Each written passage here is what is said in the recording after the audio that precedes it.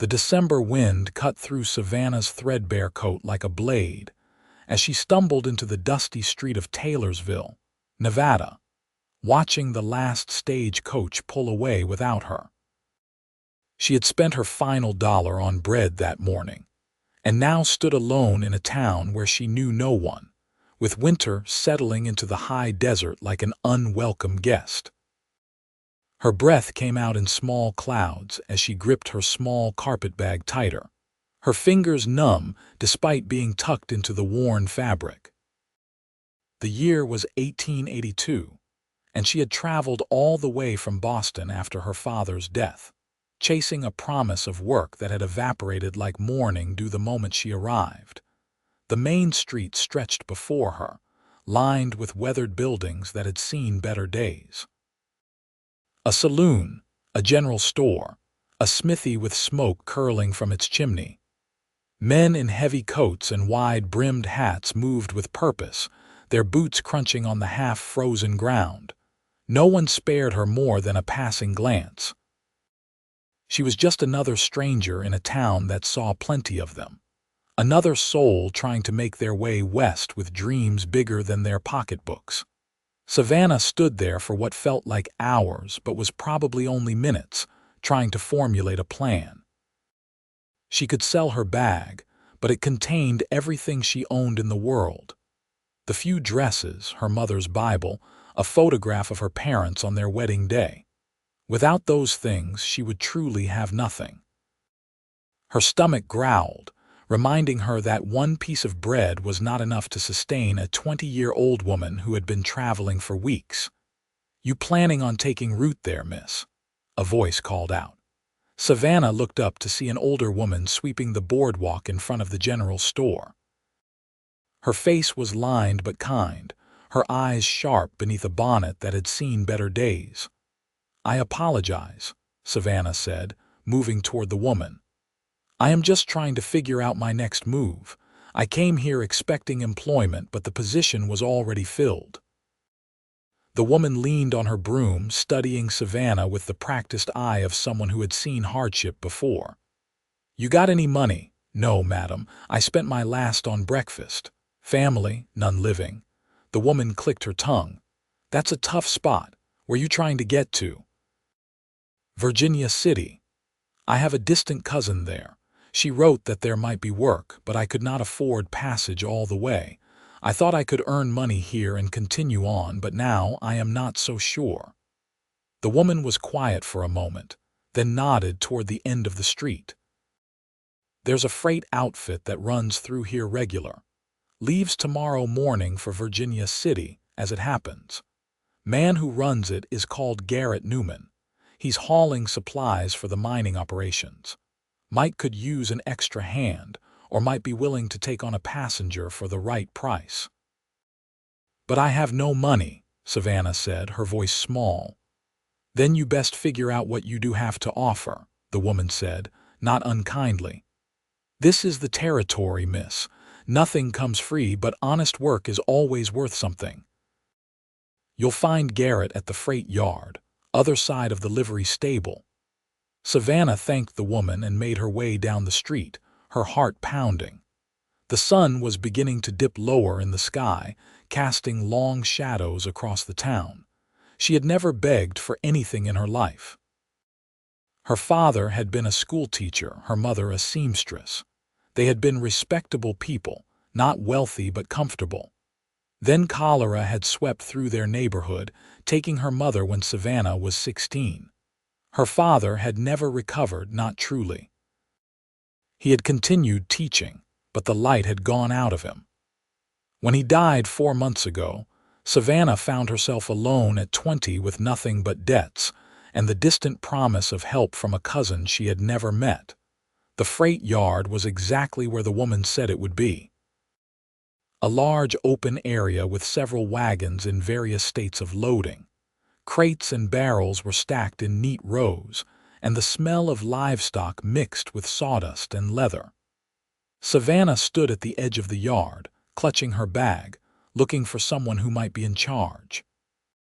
"Help you with something." The voice was deep, with a lazy quality that suggested its owner was not easily ruffled. Savannah turned and found herself looking up at a man who had just emerged from behind one of the wagons. He was tall, probably in his mid-20s, with dark hair that needed a trim and eyes the color of strong coffee. He wore a heavy canvas coat over work clothes, and his hands were busy coiling a length of rope as he regarded her with mild curiosity. "I am looking for Garrett Newman," she said, willing her voice to be steady. "You found him." He finished with the rope and set it on the wagon bed, then pulled off his work gloves and tucked them into his belt. "What can I do for you?" Savannah took a breath. This was it. Either she found a way forward, or she would be spending the night in the cold with nowhere to go. "I need passage to Virginia City. I was told you have a freight run leaving tomorrow." Garrett looked at her for a long moment, taking in the worn coat, the thin frame, the desperate set of her shoulders despite her attempt at dignity. "I do have a run, leaving at first light, but I do not take passengers as a rule. I haul freight, not people."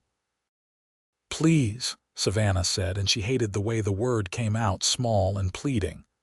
"I have no other options. I will work. I can cook, clean, mend. I am educated. I can read and write and do figures." "You got money?" He already knew the answer, she could tell, but he asked anyway. "No." He rubbed his jaw, looking away across the yard. The sun caught the side of his face, highlighting a small scar near his temple. "Then I cannot help you. I am sorry, but this is a business. I got 3 wagons to get through to Virginia City. The routes are rough this time of year, and I cannot afford to take on charity cases." Savannah felt something crack inside her chest. She had been holding herself together through sheer force of will, but now, facing another rejection, another closed door, she felt the tears well up despite her best efforts. "Please," she said again, and this time her voice broke. "I have nowhere else to turn. I will do anything. I will earn my passage however I can. Just please do not leave me here." Garrett turned back to her, and something in his expression shifted. He looked uncomfortable, as most men did when faced with a woman's tears. He sighed, a long sound that seemed to come from somewhere deep. "Anything is a dangerous word, miss." "I mean honest work," Savannah said quickly, wiping at her eyes with the back of her hand. "I am not offering anything improper, but I will work as hard as you need. I will not complain. I just need to get to Virginia City." He studied her for another long moment, then shook his head as if arguing with himself. "What is your name?" "Savannah." "Savannah Greene." "Well, Miss Greene, I must be 6 kinds of fool," he said, and she saw the corner of his mouth lift just slightly. "But I will make you a deal. You can ride along to Virginia City, but you will earn your passage." Relief flooded through her so strongly she nearly swayed. "Yes, anything. What do you need me to do?" "You can start by smiling," he said, and now he was definitely almost grinning. "You look like you are heading to a funeral, not embarking on an adventure. If I am going to have company on the trail, I would prefer it to be pleasant company. So you can earn your passage with your smile, Miss Greene. Keep a good attitude, help where you can, and do not cause me trouble." Fair enough. It was such an unexpected request that Savannah blinked, not sure she had heard correctly. "My smile." "Your smile," he confirmed. "Life out here is hard enough without everyone walking around looking like the world is ending. You smile, you stay positive, and you help me keep morale up when the going gets tough. In exchange, you get safe passage to Virginia City and 3 meals a day while we travel. Do we have an agreement?" Savannah felt the tears come again, but this time they were different. She smiled, and it was wobbly and uncertain but genuine. "We have an agreement, Mr. Newman." "Garrett," he corrected. "If we are going to be traveling together, we might as well use first names. Now come on, let me show you where you can sleep tonight." We have a bunkhouse for teamsters, but there is a small room in back you can use. It is not much, but it will be warm and dry." He led her across the yard to a long, low building made of rough-cut lumber. Inside, it was dim but warm, with a potbelly stove radiating heat. Several men were sitting around a table playing cards, and they looked up with interest when Garrett entered with Savannah in tow. "This is Miss Greene," Garrett announced. "She will be traveling with us to Virginia City. I expect you all to be on your best behavior and treat her with respect. Anyone who does not will answer to me. Understood?" There was a chorus of acknowledgement from the men. One of them, an older fellow with a graying beard, stood and touched his hat brim. "Pleasure, miss. Name is Charlie. I drive the lead wagon." The others introduced themselves as well. There was young Tom, barely 18 with freckles across his nose. Big Mike, who lived up to his name, standing well over 6 feet with shoulders like an ox.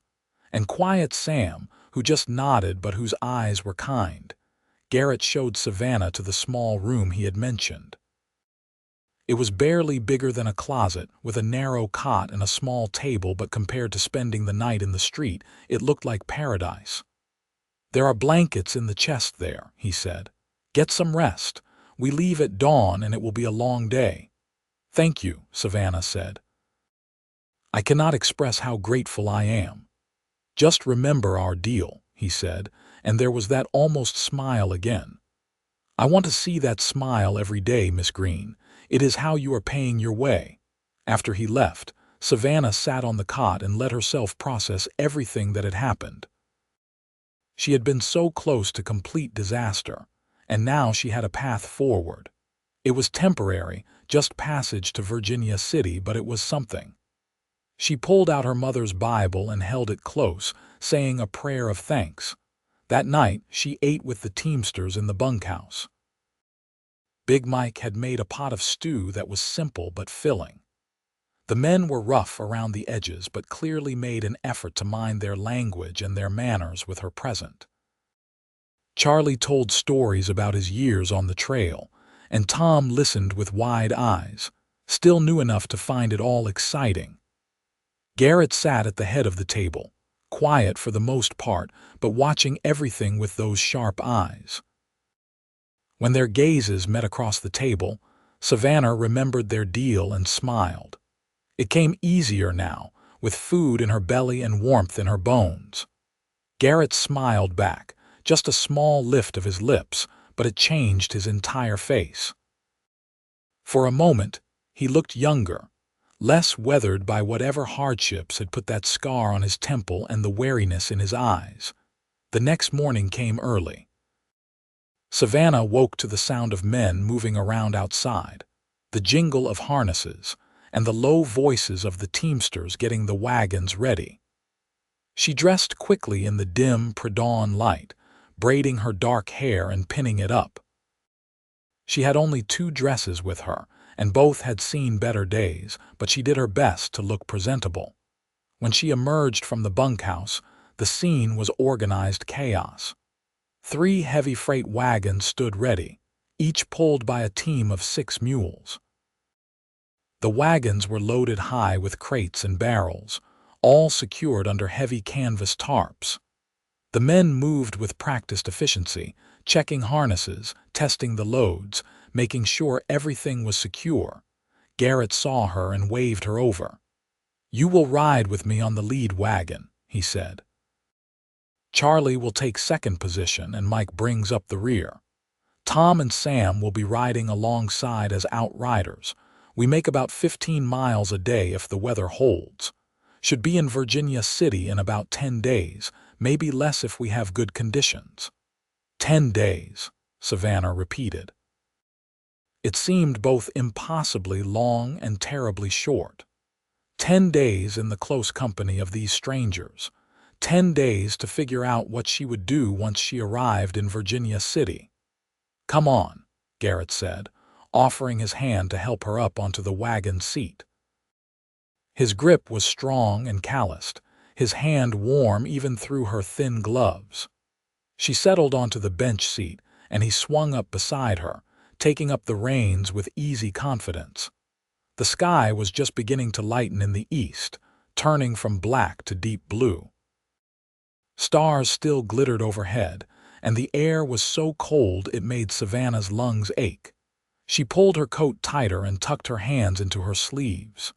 "Here," Garrett said, reaching behind the seat and pulling out a heavy wool blanket. "Wrap this around yourself. It will warm up once the sun is up, but the mornings are brutal." Savannah took the blanket gratefully, spreading it over her lap. The wool was rough but warm. "Thank you. Remember," he said, glancing at her with a slight smile. "You owe me a smile." She smiled, and this time it was easier. "I thought you meant for the whole journey, not every single moment." "I will settle for mornings, evenings, and whenever the trail gets rough," he said. "Fair, fair," he called out to the team, and the mules leaned into their harnesses. The wagon lurched forward with a creak of wood and leather. Behind them, the other two wagons fell into line, and they left Taylorsville as the sun broke over the horizon, painting the desert in shades of gold and pink. The first day was an education in how hard freighting really was. The road, such as it was, wound through high desert country, climbing gradually into the foothills of the Sierra Nevada. The wagons moved slowly, the mules steady but in no rush. Garrett was constantly vigilant, watching the road ahead, checking the sky, listening to the sounds of the wagon and team for anything amiss. Savannah tried to make herself useful. When they stopped at midday to rest the animals, she helped Tom gather firewood for a small fire. She had no food to contribute, but she made sure the men had easy access to their supplies, carrying canteens and fetching things as needed. And she smiled. She smiled when Garrett caught her eye. She smiled when Charlie told another of his outrageous stories. She smiled when the wind picked up and brought stinging dust, even though she wanted to cry from the discomfort. By the time they made camp that first night, every muscle in Savannah's body ached. She was not used to the constant jostling of the wagon, the cold wind, the harsh sun that appeared once the morning chill burned off. But she helped Big Mike prepare dinner, peeling potatoes and stirring the pot while he tended to the bacon and beans. Garrett watched her across the fire, his expression unreadable. When she brought him a plate of food, he took it with a nod of thanks. "You are doing well," he said quietly. "I know today was hard." "I am keeping up my end of the bargain," she said, and smiled to prove it, even though her lips were chapped and her face felt tight from the wind. "That you are," he agreed. "Get some sleep after you eat. Tomorrow will be more of the same." They had set up a small tent for her, just big enough for her bedroll and bag. It was more privacy than she had expected, and she was grateful for it. The men slept around the fire, rolled in their blankets, taking turns on watch. Savannah lay in her tent, listening to the sounds of the night. Coyotes howled in the distance. The fire crackled and popped. Someone snored softly. And beneath it all, the vast silence of the open country, so different from the constant noise of Boston. The days began to blur together. Wake before dawn, break camp, climb up onto the wagon seat beside Garrett, and roll out as the sun rose. The landscape changed gradually, the high desert giving way to more rugged terrain. They passed through areas where pine trees clung to rocky slopes, and the air grew thinner and colder as they climbed. Garrett was not much of a talker, Savannah discovered, but he was not silent either. He pointed out landmarks, explained the route, told her about the freight business in a matter-of-fact way that suggested he was not trying to impress her, just fill the silence. She learned that he had been running freight for 5 years, that he had saved up and bought his first wagon when he was 20, and had slowly built up to the current operation of 3 wagons and a reliable crew. Why freight? she asked one afternoon as they navigated a particularly rocky section of trail. He was quiet for a moment, his attention on the mules as they picked their way carefully over the uneven ground. "I like being my own boss," he said finally. "I do not answer to anyone but myself and my customers. I make an honest living. It is hard work, but it is mine." "That makes sense," Savannah said. "I suppose I am looking for something similar, independence, a way to support myself." "What did you do back east?" "I helped my father. He was a school teacher. I assisted with the younger children, helped grade papers, that sort of thing. After my mother died, I also took in sewing to help make ends meet, but my father never wanted me to work outside the home. He thought it was not proper. And now I do not have the luxury of worrying about what is proper," Savannah said. "I need to survive. My cousin in Virginia City works as a seamstress. She wrote that there might be opportunities, but I do not know for certain. I might end up doing anything." Garrett glanced at her. "You are educated. That is worth something. Not every woman out here can read and write, let alone do figures. You could find work as a teacher yourself, or a bookkeeper, or any number of things." "I hope you are right." "I usually am," he said, and there was a teasing note in his voice that made her smile genuinely. That night, they camped near a small stream. The water was ice cold, but Savannah was grateful for the chance to wash her face and hands properly. She knelt by the stream, wincing at the cold, and splashed water on her cheeks. When she looked up, Garrett was standing a few feet away, watching her with an odd expression. "Sorry," he said when she noticed him. "I did not mean to startle you. I just wanted to make sure you were all right." "I am fine," she said, standing and drying her hands on her skirt. "Just cold." "It will get colder the higher we go," he warned. "We are heading into the mountains proper tomorrow. Do you have warmer clothes?" She shook her head. "Just what I am wearing." He frowned, then nodded as if making a decision. "Come with me." He led her back to his wagon and rummaged in one of the crates. After a moment, he pulled out a heavy flannel shirt and a thick woolen scarf. "These are extras I keep for emergencies. You can borrow them." "I would rather you stay warm than get sick. A sick passenger is not keeping up her end of the bargain." "I cannot take your clothes," Savannah protested, but even as she said it, she was eyeing the warm flannel with longing. "You are not taking them. You are borrowing them. Now put on the shirt over your dress and wrap the scarf around your neck. That should help." She did as he instructed, pulling the flannel shirt on over her thin cotton dress. It was far too large, hanging to her knees and swallowing her arms, but it was warm and smelled faintly of soap and wood smoke. The scarf was thick and soft, and when she wrapped it around her neck, she felt immediately better. "Thank you," she said. "I will return them once we reach Virginia City." "Keep them," he said gruffly. "You will need them more than I will. Besides, you have been doing good work. Consider it a bonus." Over the next few days, something shifted between them. Savannah could not quite put her finger on when it happened, but she found herself looking forward to the hours on the wagon seat beside Garrett. He told her about growing up in California, the son of a failed gold prospector who had turned to farming. His mother had died when he was young, much like Savannah's, and his father had been a hard man, quick with criticism and slow with praise. Garrett had left home at 17 and never looked back. In turn, Savannah told him about Boston, about her parents, about the quiet life she had led before everything fell apart.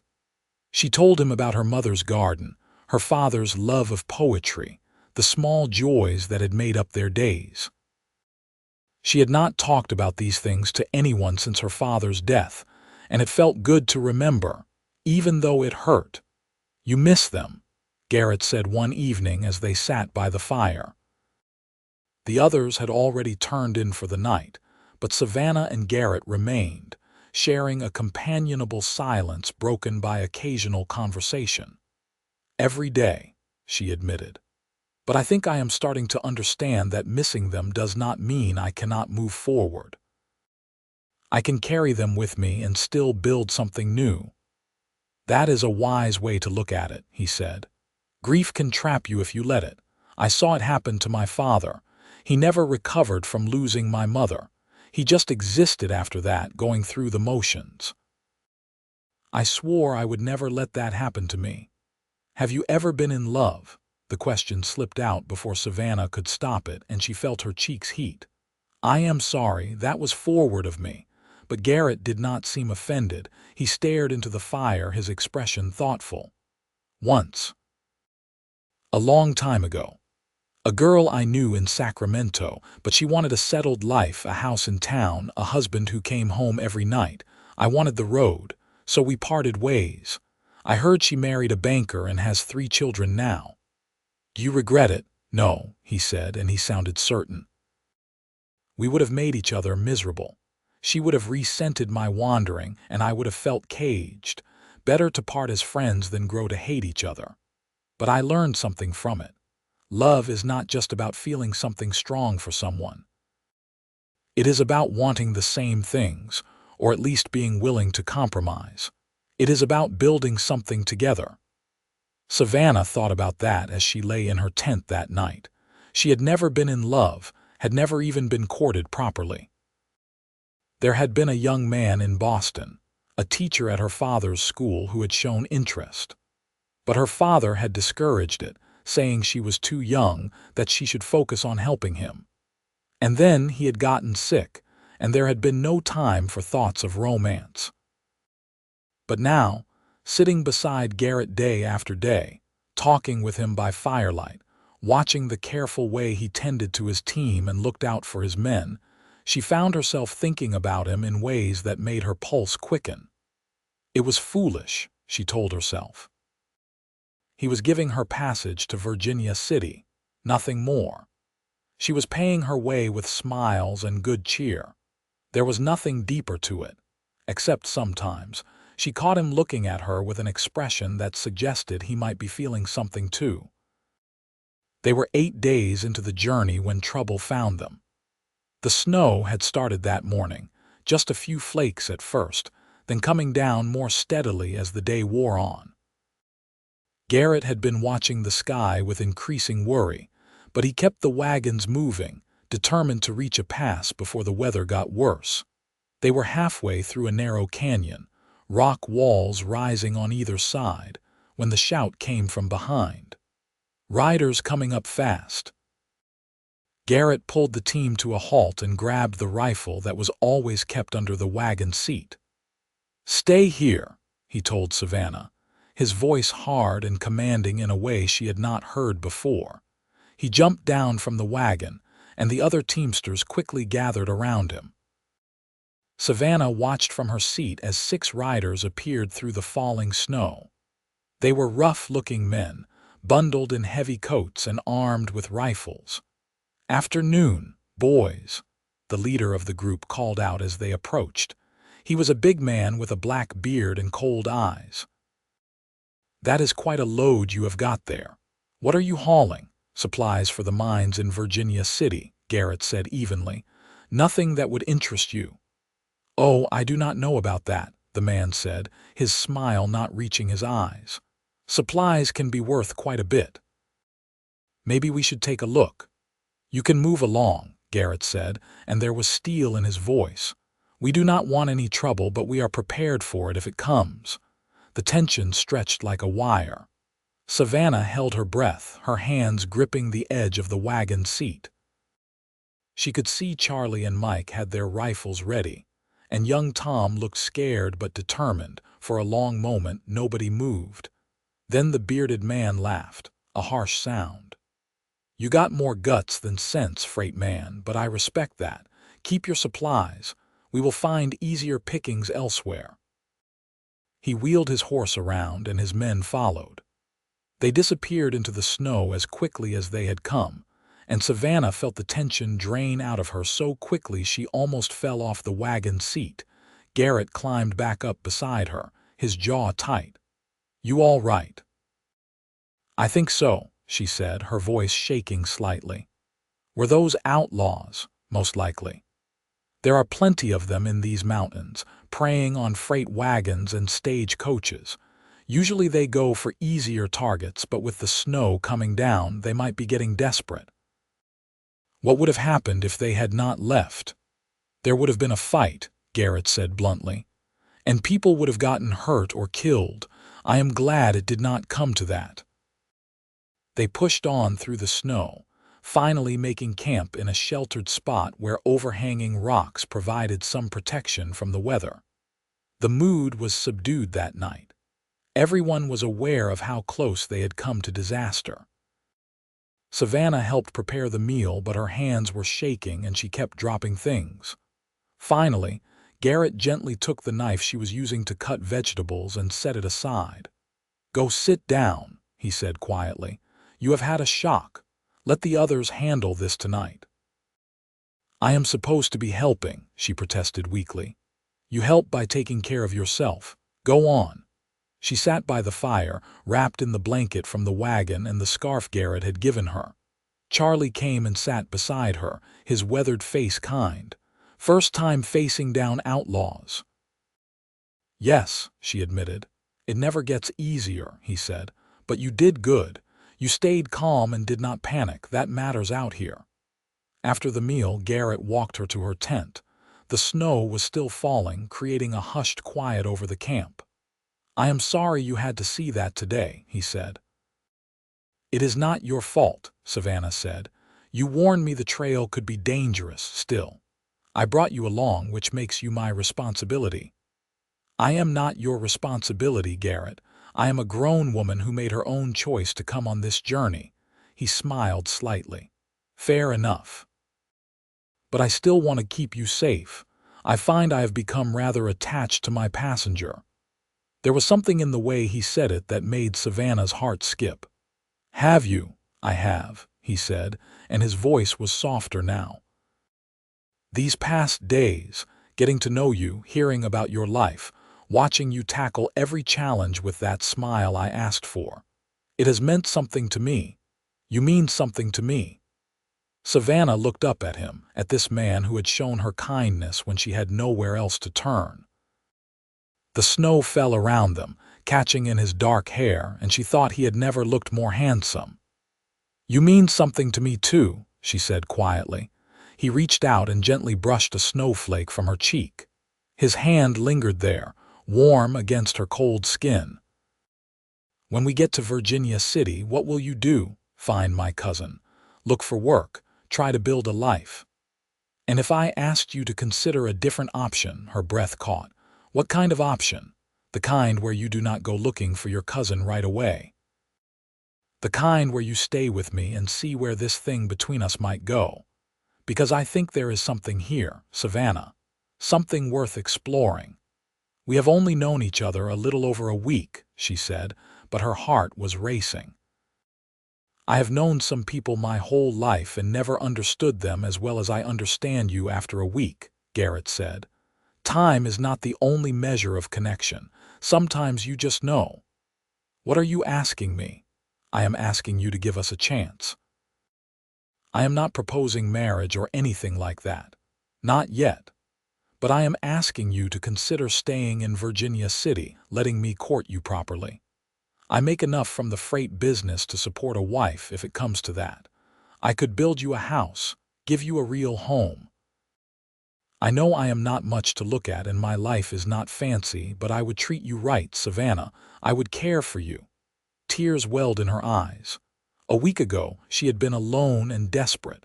Now this good man was offering her not just passage, but a future. "I need to think about it," she said. "This is all so fast." "Take all the time you need," he said. "We still have a few days before we reach Virginia City. Just promise me you will consider it." "I promise."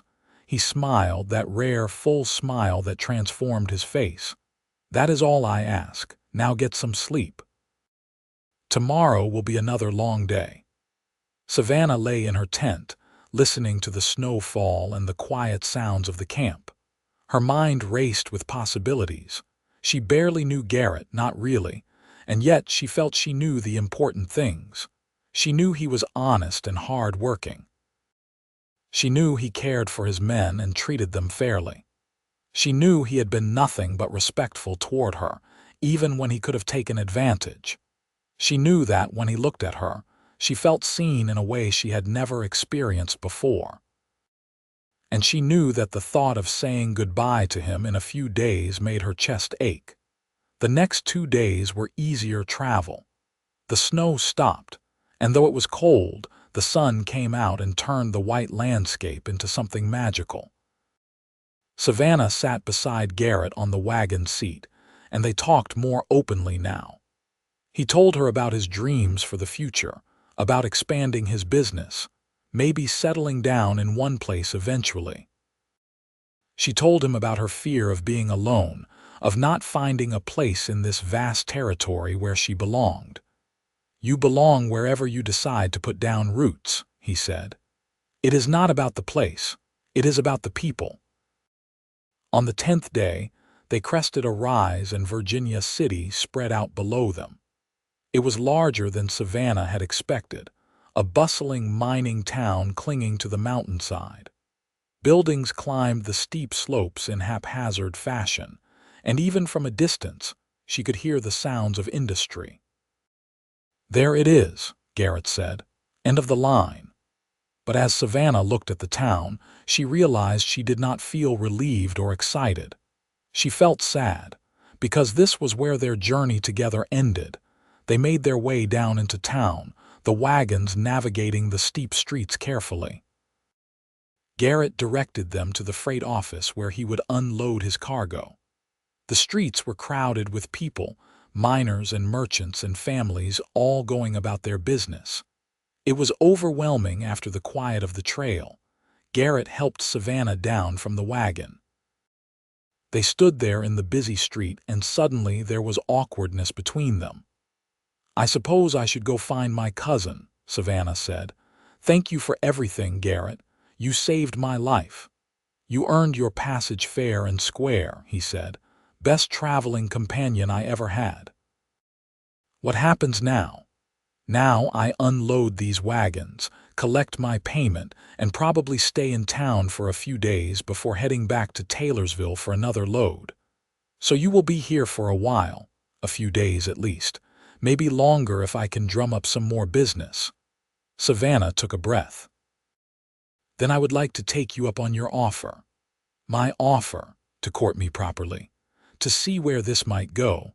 I do not know if my cousin will have room for me or if I will find work right away. But I know I do not want to say goodbye to you just yet."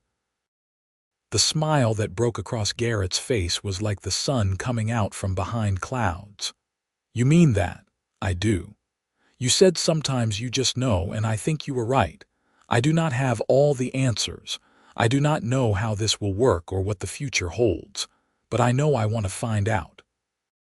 He took her hands in his, right there in the middle of the street with people flowing around them.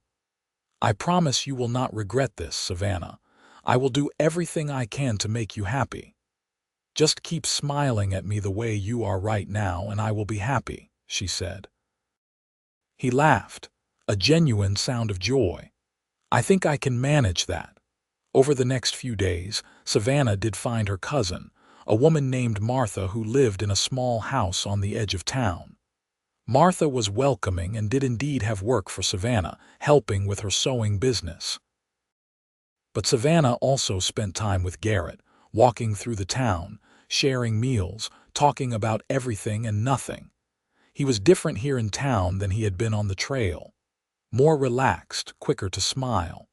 He introduced her to people he knew, and she saw the respect others had for him.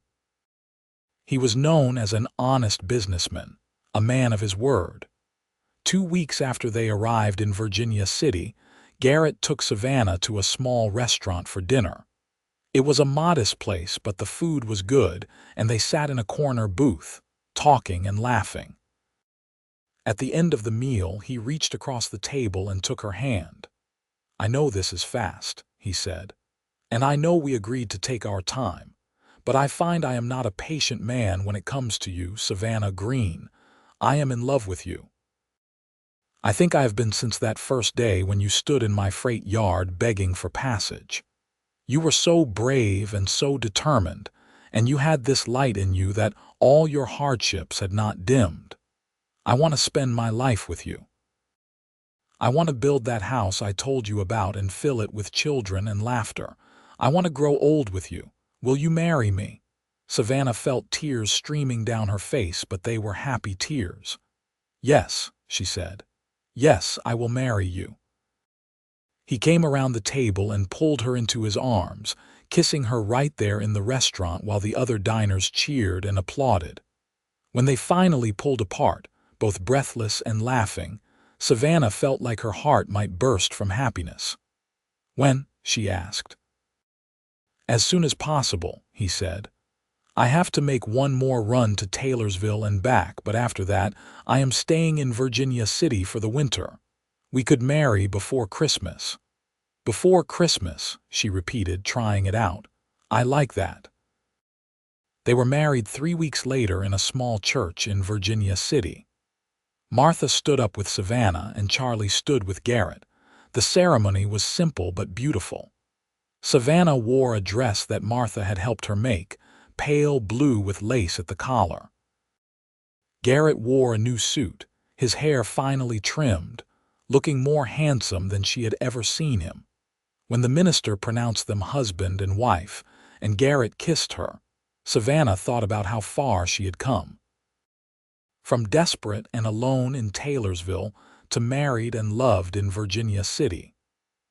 All because she had begged for passage, and a good man had asked her to pay with a smile.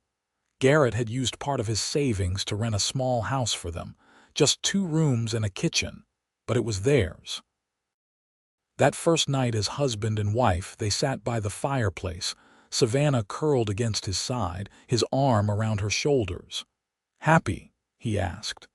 Happier than I knew I could be, she said honestly. Sometimes I think about that day in Taylorsville.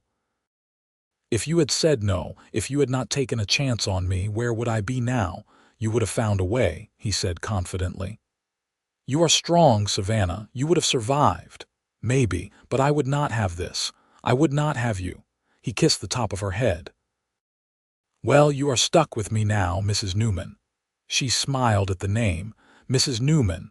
It had a nice sound to it. The winter was quiet and happy.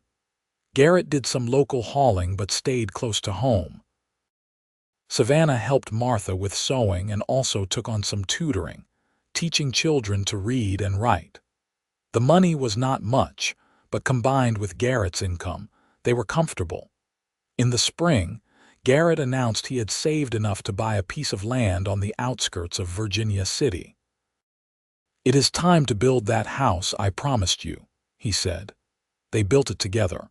Or rather, Garrett and some hired men did the actual building while Savannah helped where she could and made plans for how to arrange things inside. It took all summer, but by September they moved into a real house with 3 bedrooms, a parlor, a proper kitchen, and even a small porch where they could sit in the evenings. Why 3 bedrooms? Savannah asked as they arranged furniture in what would be their room. There is just the 2 of us. For now, Garrett said with a meaningful look, but I am hoping that will change. It did change. The following spring, Savannah gave birth to their first child, a healthy boy they named Samuel after Garrett's grandfather. Garrett was besotted from the first moment, holding his son with such tenderness that Savannah fell in love with him all over again. He is perfect, Garrett whispered, looking down at the baby's tiny face. He looks like you, Savannah said, and it was true. Samuel had his father's dark hair and serious eyes. Being parents was harder than either of them had expected, but they tackled it together, just as they did everything. Garrett had expanded his freight business to include a partner, which meant he could spend more time at home. Savannah had stopped working outside the home when Samuel was born, but she kept busy with the house and the baby and the garden she had planted. 2 years later, They welcomed a daughter they named Alina after Savannah's mother. She was a happy baby with a sunny disposition, always smiling. "She takes after you," Garrett said, earning her way with her smile. Savannah laughed at that. "I suppose smiling has worked out well for our family. Life was not always easy. There were hard winters when money was tight. There was the year when Samuel got sick with a fever that terrified them both until it finally broke. There was the time Garrett's business partner cheated him, and they had to rebuild with a new partner. But through it all, they had each other." On their 10th wedding anniversary, they sat on the porch of their house, watching Samuel and Alina play in the yard. 2 more children had joined them by then, twin boys named James and William who were 3 years old and into everything. "Can you believe it has been 10 years?" Savannah asked, leaning against Garrett's shoulder. "Best 10 years of my life," he said, "though I imagine the next 10 will be even better." "How do you figure?" "Because we will have more memories, more moments like this. The children will grow. Maybe we will have grandchildren someday. We will grow old together, just like I promised." Savannah looked at this man who had taken a chance on a desperate woman in a freight yard all those years ago. He had gray in his hair now and lines around his eyes from years of squinting into the sun. But to her, he was as handsome as the day she had first seen him coiling rope with easy confidence. "I never thanked you properly," she said. "For what?" "For asking me to earn my passage with a smile." "It seemed like such a strange request at the time, but I think you knew exactly what you were doing. You were not just asking me to be pleasant. You were asking me to hold on to hope, to see the possibility of joy even when things were hard. That lesson has carried me through every difficult day since." He pulled her closer, kissing her temple. "You gave me something too, you know. You reminded me that being alone and being free are not the same thing. I thought I wanted to always be on the move, answering to no one. But you showed me that having someone to come home to, building a life with someone you love, that is real freedom." They sat there as the sun set, painting the sky in shades of orange and pink. The children's laughter filled the air, and somewhere in the distance, a freight wagon rolled down the main street of Virginia City, heading out to whatever destination awaited. Savannah thought about that journey from Taylorsville all those years ago. 10 days that had changed her entire life. 10 days sitting beside a man she barely knew, learning to smile even when the trail was rough. She had been paying for passage, but what she had really been doing was opening her heart to possibility. "I love you," she said to Garrett. "I love you too," he replied. "Always have, always will." As darkness fell and they called the children inside for dinner, Savannah reflected on how a single moment of desperation had led to a lifetime of happiness. She had begged for passage on a freight wagon, and a cowboy had asked her to earn it with her smile. It had seemed like such a small thing, such an unusual request, but in the end, it had been everything. Years continued to pass in a happy rhythm. Samuel grew into a serious young man who showed interest in his father's freight business. Alina developed a talent for art and spent hours sketching the mountains and the town. The twins were rambunctious and full of energy, always getting into some kind of mischief that usually ended with laughter rather than tears. Garrett's business thrived. He had proven himself reliable and honest, and his reputation brought steady work. He had 4 wagons now and a small stable of men who worked for him. Some were the old crew Charlie had finally retired, but still came around to tell his stories, and Big Mike remained a loyal driver. New men had joined too, and Garrett treated them all fairly, remembering what it was like to be young and trying to make a way in the world. Savannah had started teaching again, this time from their home. Several families in Virginia City hired her to tutor their children, and she found she loved the work. It reminded her of her father, and in teaching these children, she felt she was honoring his memory. When Samuel turned 18, Garrett made him a partner in the business. The boy had earned it, working alongside his father since he was old enough to handle the mules. Together, they expanded the routes, reaching further into Nevada and California, building connections and contracts. Eleanor met a young man, a clerk in the assay office, and they courted properly for a year before marrying when she turned 19. It was a beautiful wedding, and Savannah cried watching her daughter walk down the aisle. Garrett held her hand throughout the ceremony, and afterward, as they danced at the reception, he whispered, "One down, 3 to go." "Do not wish their childhoods away," Savannah said. "They grow up fast enough as it is."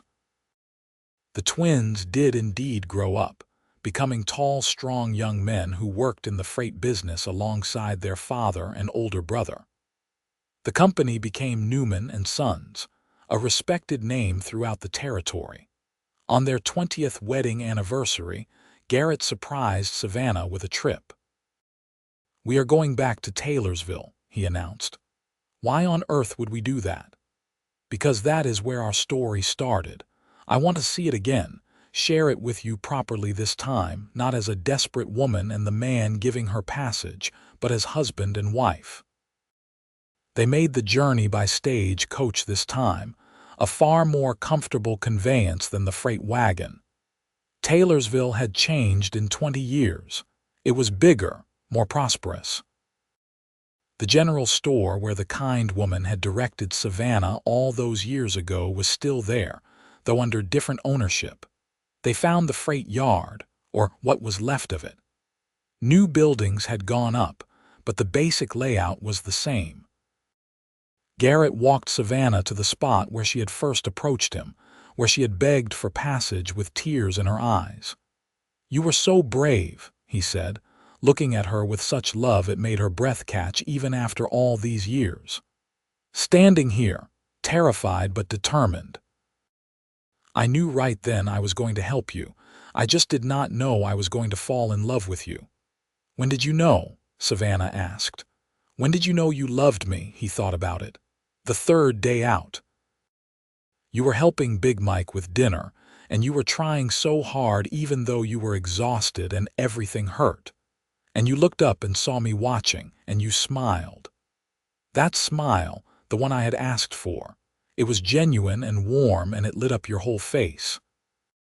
And I thought to myself, I could look at that smile every day for the rest of my life and never get tired of it. That is when I knew." "I knew on the 5th day," Savannah said. "We were talking about your childhood, and you told me about your mother. The way you talked about her with such love and loss, I saw the real you. Not the tough freight hauler, but the man underneath. The man who had been hurt but had not let it make him hard. That is when I fell in love with you." They stood there in the spot where their lives had intersected, holding hands, remembering back in Virginia City. Life continued its steady march forward. Grandchildren arrived, first from Eleanor and her husband, then from Samuel when he married a sweet woman named Clara. The house that had once echoed with the sounds of their own children now rang with the laughter of grandchildren. Garrett slowed down as he entered his 50s, letting Samuel take over more of the business.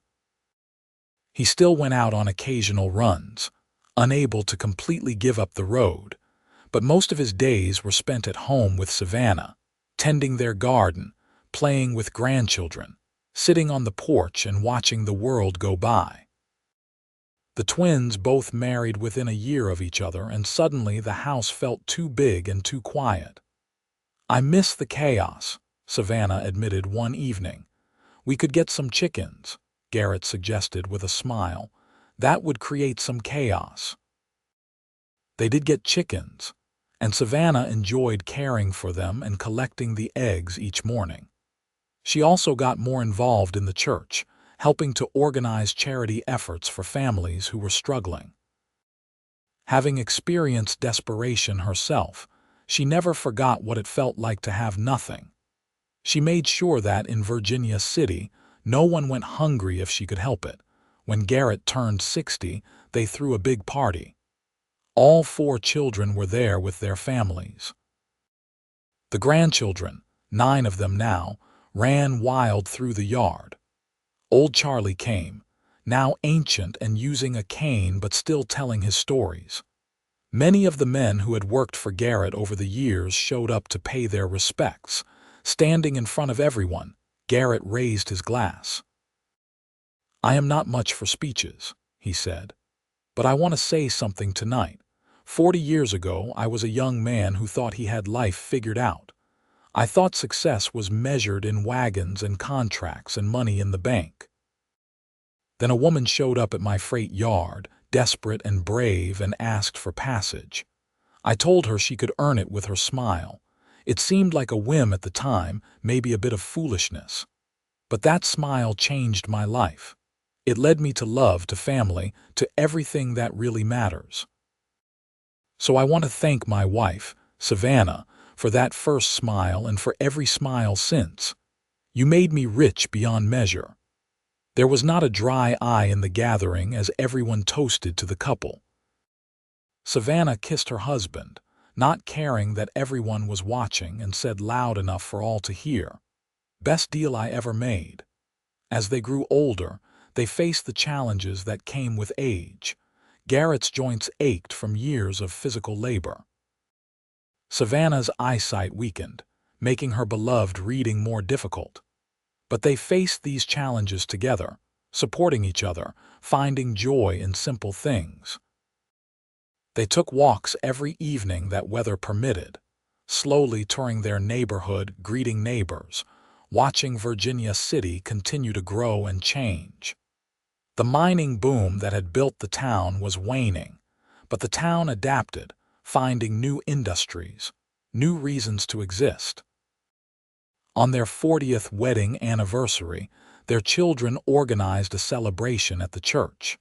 The whole town seemed to turn out. The mayor gave a speech about Garrett's contributions to Virginia City's economy. The minister talked about Savannah's charity work. But the best part was when their grandchildren, now ranging from young adults to teenagers, performed a play they had written about how their grandparents met. Watching the children act out that desperate day in Taylorsville, the journey across the mountains, the proposal in the restaurant, Savannah found herself crying and laughing at the same time. They had taken some creative liberties, adding drama that had not really been there, but the heart of the story was true. After the celebration, as they prepared for bed in the house they had built together 40 years earlier, Garrett said, "Do you ever regret it? Giving up the life you might have had back east? You could have found your way without me." "Not for a single moment," Savannah said firmly. "This life, with you, our children, our grandchildren, this town, it is everything I never knew I wanted. You gave me more than passage to Virginia City, Garrett. You gave me a home, you gave me love, you gave me a family. What more could anyone want? I just want to make sure you are happy. I have been happy every day since I married you. Well, maybe not every single day. There was that time you tracked mud all through my clean kitchen," he laughed. "I said I was sorry about that, and I forgave you. That is what marriage is it not? Forgiving the mud and remembering the smiles." They settled into bed, and Savannah curled against Garrett's side as she had done for 40 years. His arms came around her automatically, a habit ingrained by decades of nights just like this. "I love you," he murmured into her hair. "I love you too," she replied. "Always have, always will." Several more years passed peacefully. They watched their grandchildren grow up and start families of their own. Great-grandchildren arrived, and Savannah delighted in holding babies again, marveling at how tiny they were, how perfect. The freight business had evolved with the times. Samuel had expanded into general shipping and was exploring the possibility of using the new railroad lines to expand their reach. The Newman name was still respected, still known for honesty and reliability. Garrett and Savannah moved more slowly now, their steps careful, their movements measured. But they still took their evening walks when possible. They still sat on the porch and watched the sunset. They still held hands and smiled at each other across the dinner table. One evening, as they sat on the porch watching their great-grandchildren play in the yard, Savannah said, "Do you remember what you told me on our 10th anniversary? That the next 10 years would be even better." "I remember. You were right. And the 10 after that were better still. Every decade with you has been better than the last." "We have been blessed," Garrett agreed. "We have made our own blessings," Savannah corrected gently, "through hard work and love and choosing each other every single day." He smiled and squeezed her hand. "You still have the most beautiful smile. And you still know exactly what to say to make me feel young again." As the sun set on another day, painting the sky in brilliant colors, Savannah reflected on the incredible journey her life had been. From a desperate 20-year-old with nothing to her name, to this moment, surrounded by family and love and a lifetime of memories. It had all started with begging for passage and a cowboy's unusual request. "Earn it with your smile," he had said. She had smiled through cold mornings and rough trails, through uncertainty and fear. And somewhere along that journey, the smile had become genuine. The fear had transformed into hope. The uncertainty had given way to love. She had earned far more than passage to Virginia City.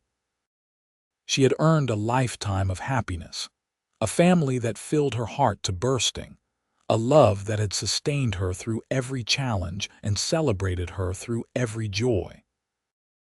As darkness fell and they went inside, calling their great-grandchildren to come in as well, Savannah knew that when her story was told in years to come, it would not be a tale of desperation or hardship.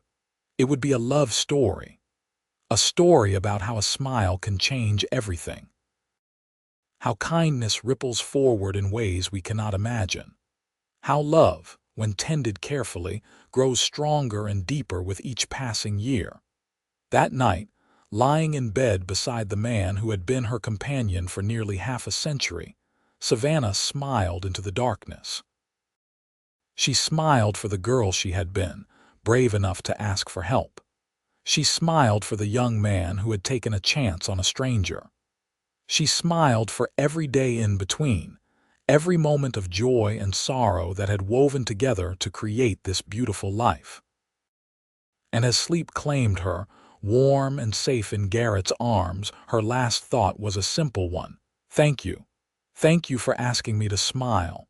Thank you for seeing something in me worth saving. Thank you for loving me." The years continued to pass, each one a gift. They celebrated their 50th wedding anniversary surrounded by 4 generations of family. The gathering was so large they had to rent the town hall. There were speeches and toasts, laughter and happy tears. Someone had found an old photograph of Garrett from his freighting days, looking young and serious beside one of his wagons. The contrast between that young man and the silver-haired grandfather surrounded by his family was striking and beautiful. As Garrett and Savannah danced slowly to music provided by a local band, he whispered, "50 years. Can you believe it?" "It feels like both forever and no time at all," Savannah replied. "Any regrets?" "Only that I did not meet you sooner." He smiled and pulled her closer. They moved slowly across the floor, not with the energy of youth but with the grace of long practice. They knew each other's rhythms, anticipated each other's movements. They were partners in every sense of the word. Later that night, back in their home, they sat together on the porch despite the late hour. The stars were brilliant overhead, the air cool but not cold. It was early summer, Savannah's favorite time of year when everything was growing and green. "What are you thinking about?" Garrett asked. "Everything. Nothing. how different my life could have been, how grateful I am that it turned out this way. I am grateful too. You know what I think about sometimes? That day you showed up at my freight yard. What if I had said no? What if I had been too busy or too hard-hearted to help? I would have missed out on everything that matters. But you did not say no. You said yes in your own way. You asked me to smile. Best decision I ever made. They sat in comfortable silence for a while, holding hands, listening to the night sounds of Virginia City. In the distance, a dog barked. Closer by, crickets sang their summer song. The night was peaceful, perfect. I think I am ready, Savannah said quietly. Ready for what? To rest. Not right this moment, but soon. I feel like I have done what I came here to do. We have built a good life, raised good children, seen them raise good children of their own. I am tired, Garrett. Not unhappy, just tired. He was quiet for a long moment. I know what you mean. Sometimes I wake up and it takes me a while to get moving and I think, is this it? Is this what it means to get old? But then I look over and see you there and I think, well, if I have to get old, at least I am doing it with the right person. When the time comes, Savannah said, I do not want you to grieve too long. I want you to remember the good times. I want you to smile. You are asking a lot. How can I smile when I have lost you? Because I will have had a beautiful life. Because we will have loved each other well.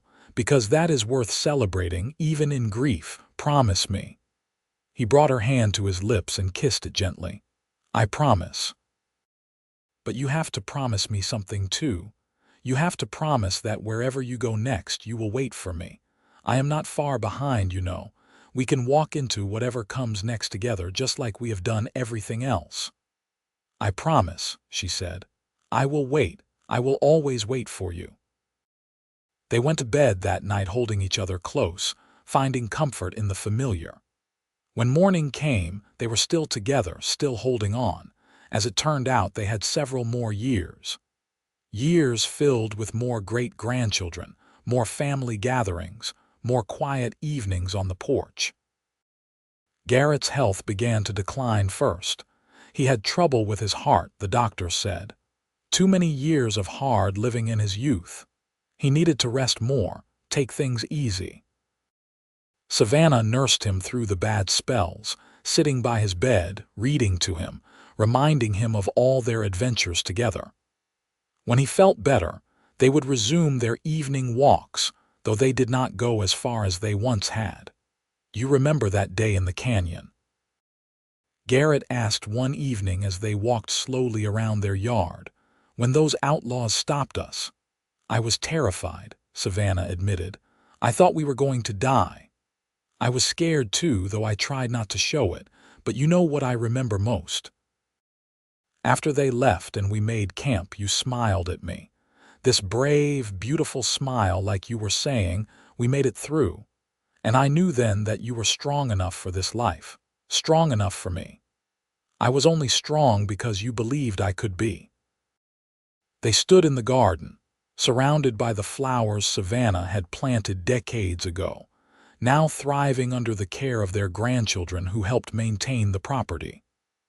The sun was setting, as it had set thousands of times before, painting the sky in shades of gold and pink.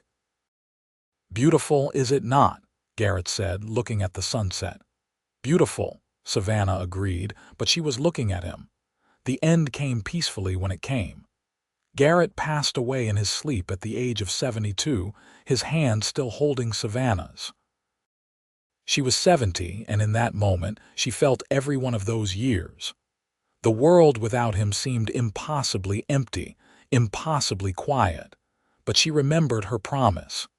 She remembered asking him to smile, to remember the good times.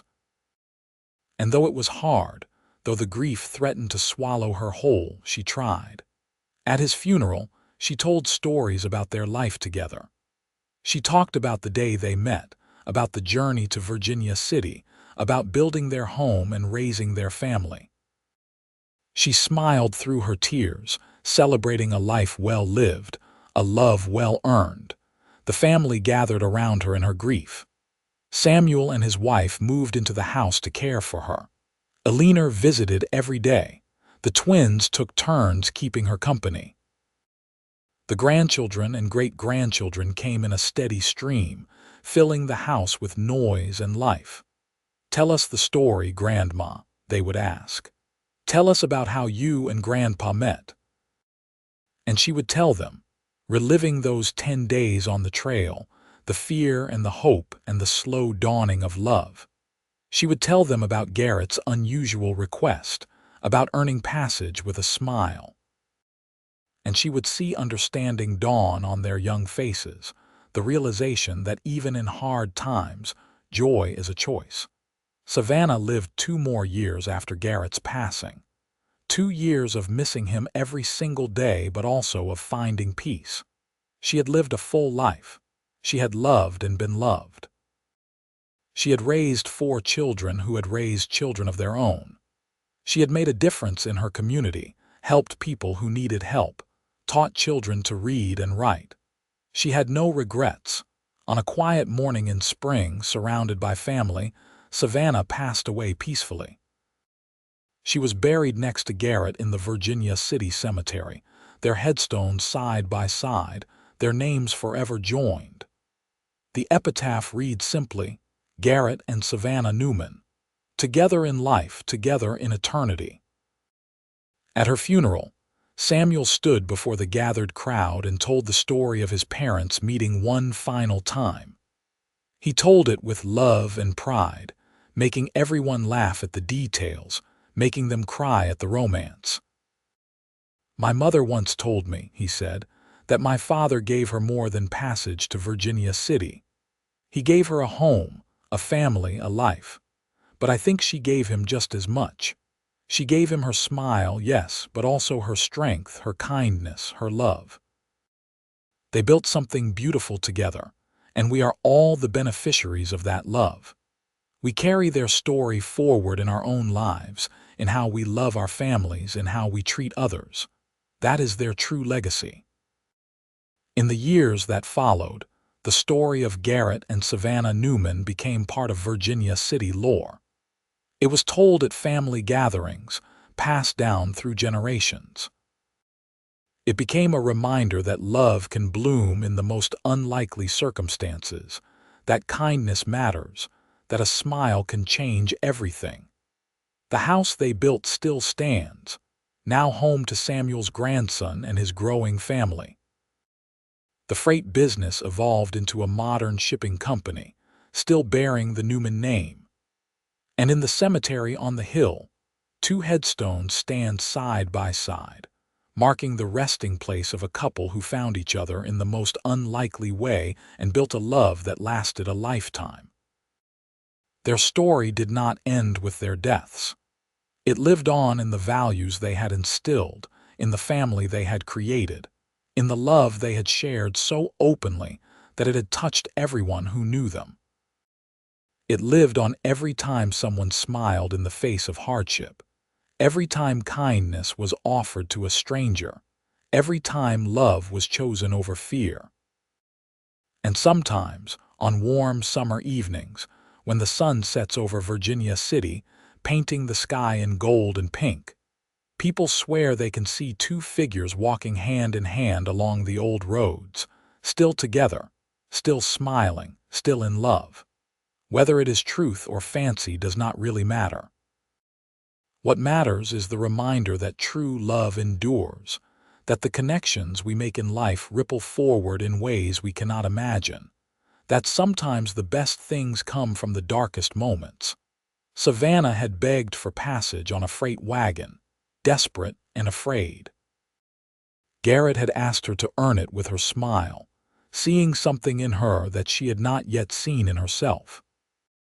That simple transaction had blossomed into 52 years of marriage, 4 children, dozens of grandchildren and great-grandchildren, and a love story that would be told for generations to come. It was a reminder that we never know when a single decision will change our lives forever. That kindness matters. That love is always worth the risk. That a smile, genuine and brave, can open doors we never knew existed, and in the end, is that not what all our stories are about?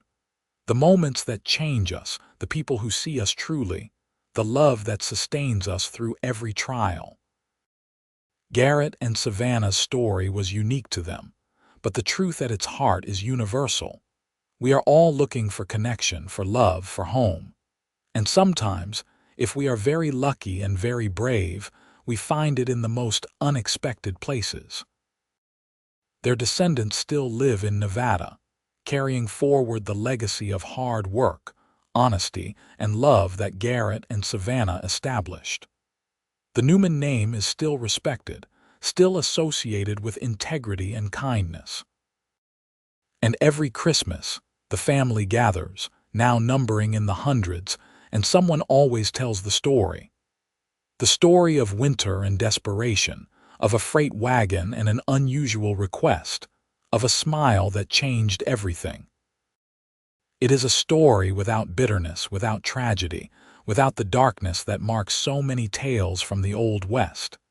It is simply a love story, pure and true, about two people who found each other and built something beautiful. And in a world that often feels dark and uncertain, that kind of story is a light that never dims, a warmth that never fades, a smile that never stops giving hope.